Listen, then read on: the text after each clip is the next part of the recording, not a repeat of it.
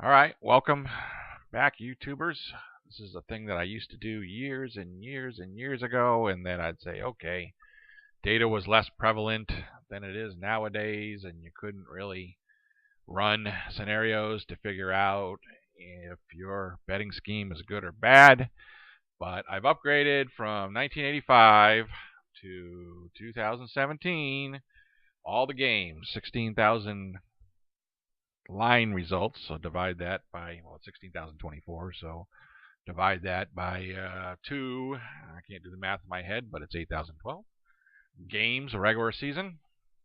And I've got some relevant information like the year, maybe what day of the week it was played, whether you're home or away, who your opponent was, whether you the result, right? Your ATS win or loss, what the line was, what your team is, what week it was um, of the NFL year. Again, Sunday and eventually Sunday night picks up, I think, in 1993. My data. Just FYI, there's a date. There's an absolute win loss. How many points you scored? How many points the opponent scored? Whether it went to overtime. Basically, the net effective range. So this one here, Detroit was -1, and they lost by 3, so it was actually -4, right, on the end result of the ATS calculation. And if I go down somewhere, Tampa Bay won by 4, right? They covered the 3 plus the extra that they plus 1 they got. So I have that, and I have the game, relative. So what I'll go do is summarize routines, and I've got some stats out here on what they're doing. So let me go ahead and run a couple just to, I also have, a year's chart and a pivot table that I can do some special lookups. And I may introduce somebody out. These were left over from the prior couple shredding videos. Let's see if there's anything that I really have that's, I have my normal stuff that's exciting. But let's just see if I can give you a winner. I can give you lots of losers. So, oh, here's one of my favorites. It goes back to an old video. And so yeah, if you're the away team and you're a 4 to 4.5 point favorite, is that right? No, you're 4.5. If you're the away team and you're 4 to 4.5 point favorite, that's a little pocket that like wins in the world of what it is. So this is going to take a little time to run because I could be having, well, you can't have 2 favorites, so actually this won't take as long as I think to run. The hardest part of this is like eliminating duplicate bets is one of the biggest, hardest problems. So this runs, right, and it ends up being a $55,000, 248 winner, so 55 grand over 33 years, betting 2,000 a game, and -110 odds. And over those years, you would have bet 464,000. You would have got back 519,000, give or take some change. And so in any given year, this would be the net result, whether you won or lost money. Because of course, some years you win and some years you lose. And that goes out to, and here's your maximum out of pocket. So in other words, I bet the first week, but I won and I was up, and so I bet, some years you have to be more out of pocket than others.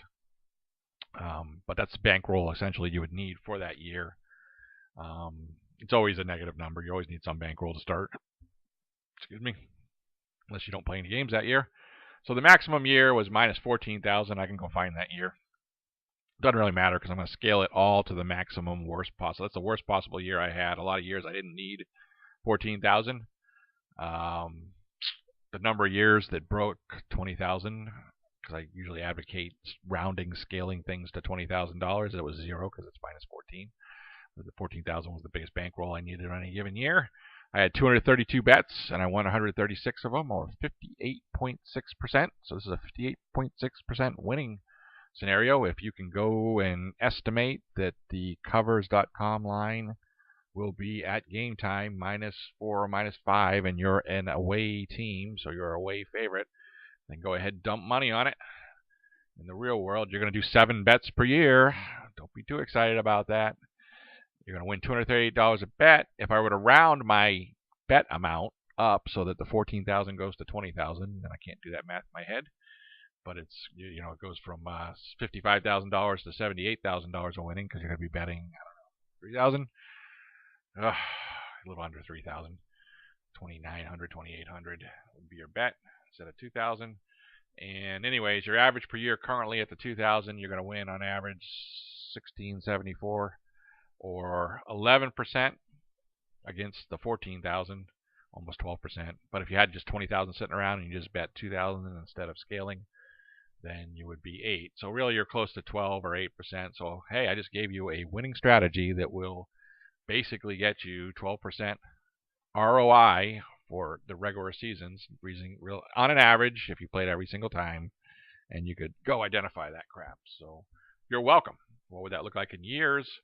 Well, you had some down years. You actually needed the worst you ever needed cumulatively would be this one here. So you would have needed a bankroll initially in the first year of this, but you tended to come out. Now this can be random in a year, right? If you started here, you'd probably need a bigger bankroll. But if you'd bet all these years, you'd be, this is what your graph looks like. So it tends to go pretty trending up. So that's not a bad strategy. There's nothing else to say. Okay, so once again, that strategy was an away team where you're a 4 or a 4.5 point favorite, -4 or -4.5, and you're away.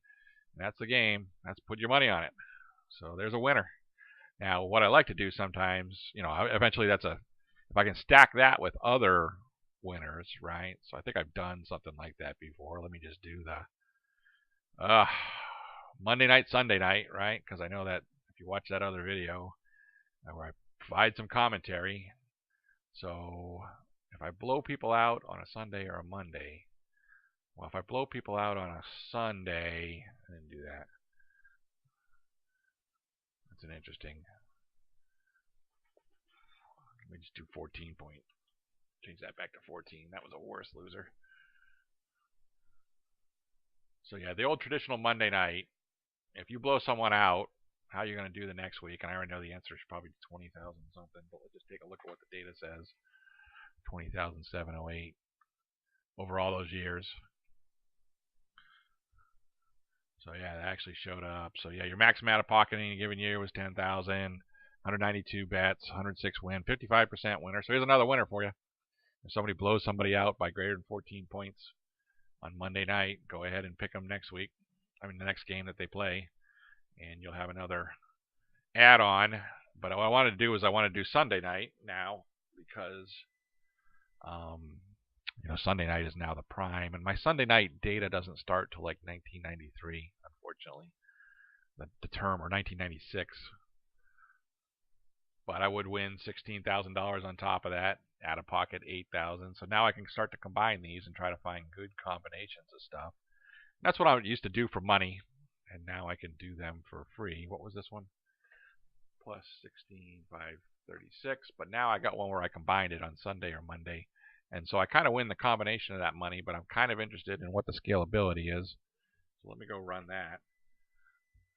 So yeah, I'm willing to do, I'm at a point in my life where I don't need to charge for this stuff anymore. And if I have some free time, because it used to be I'd give me good strategies, and I can start to combine these together as people dream up weird stuff. Not that I can't go off and determine stuff myself, but people had fun with it. They said, hey, this is my strategy. Well, how would it do?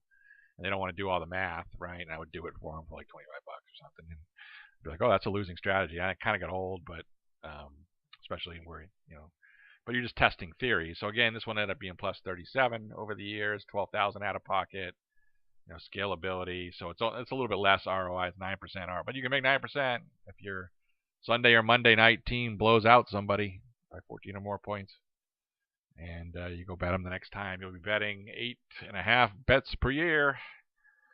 Don't get too excited. So I guess, you know what, I have some old technology here. So let me get this one here. This one here is an exciting one. This was my older formula, and I changed it to multi-bet. So third week martingale, $1,000. And I don't eliminate duplicate bets. So yeah, the problem here is going through all these duplicate bets. That's what takes a while. But if I look up here in W1 and W1 is the net, W2 is how much I bet, and X is how much is coming in return. So I'm already in the 100,000s, 200,000, net winnings. But after this stops, after it does all the math here and stops, because this is a bunch of layering that's been done on this one. I don't exactly play this one anymore, but I kept upgrading all the time as optimization, because you keep looking at past data and things change in the NFL, trends change, the way offenses are played and defense, and over the years, and it's become a passing league for sure. So more emphasis on the passing than it was in 1985. Rules change to increase scores and decrease scores. Timeouts change. Overtime rules change. Just it's always hard to just extrapolate over 33 years, but at least you get if it's a core value item. So I'm stopping at 748, but I'm going to back out games where I bet both sides. This is what takes time in this thing. But you can see right away, we started talking about winning 30,000 and 50,000 or whatever we were winning 12,000. So I can just bet this strategy, and I am up in the 700s. I know it's going to end up like 715, and it's going to have some decent OOP. I'm always interested in OOP. What you need, I can provide some winning strategies that have terrible OOP. In other words, you need $60,000 in bankroll, and you'll win $20,000 or something. Still nice to win it, but having 60,000, there's more effective ways. And this one happens to be a couple seasons where I had more than 20,000. So 27,000 is what you really need. I was 1,270 bets, 38 per year. That's getting closer to what I do nowadays. I'd have 891. This doesn't include multiple. It is a multiple scheme in that I can bet 2,000 or more, but these numbers are game schemed. So I would actually have to. Anyways, I'm a 70% winner over those years. 563 per thing. If I want to scale it, it actually scales down because I'm above 20,000. So what's important here is I win on average more. I average win 22,000 on a 27,000 bankroll, or 80% ROI throughout the years. The chart again looks insane. But and if I really wanted to calculate it, I would take this and divide it by, as a multiple scheme, take that divided by 2,000, or I'm sorry, divided by, what am I betting? I'm betting 1,000 here. I can do that in my head. Sorry guys, 1948. And 1948 was the real $1,000 bets. This one I'm going to have to divide it by 1909, because that's what you win back. That's what I'm doing my structure. Of course, it comes out to some stupid number.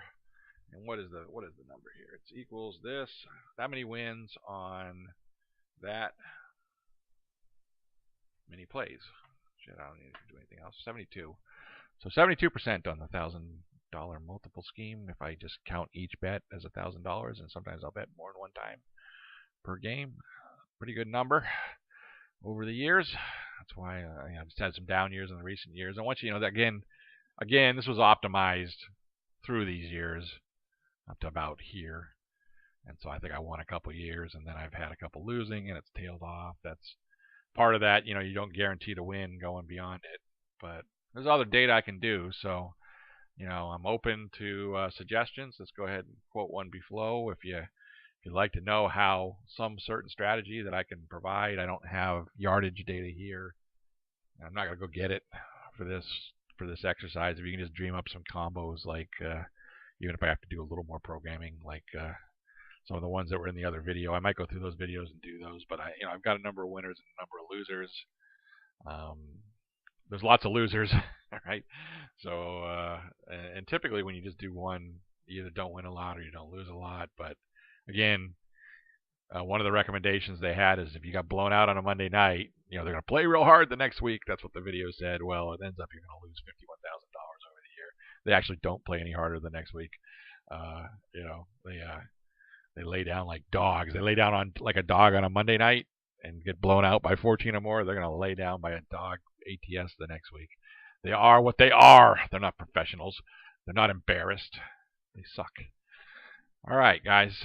So yeah, enjoy those videos. I'm gonna put out some videos today, and if you have ideas or you have comments, again, I used to do this for pay, kind of do it for free, just to get it, get myself back involved in the game. I didn't really play for a year. I kind of just played on the side, and I won pretty quickly, and I was hoping to be out and be doing this full time instead of making picks. But I'm still making picks, right? So playing in my picks, and anyways, enjoyed it. Um, watched some of my other videos that I've talked about with the 57% winners, the office pool.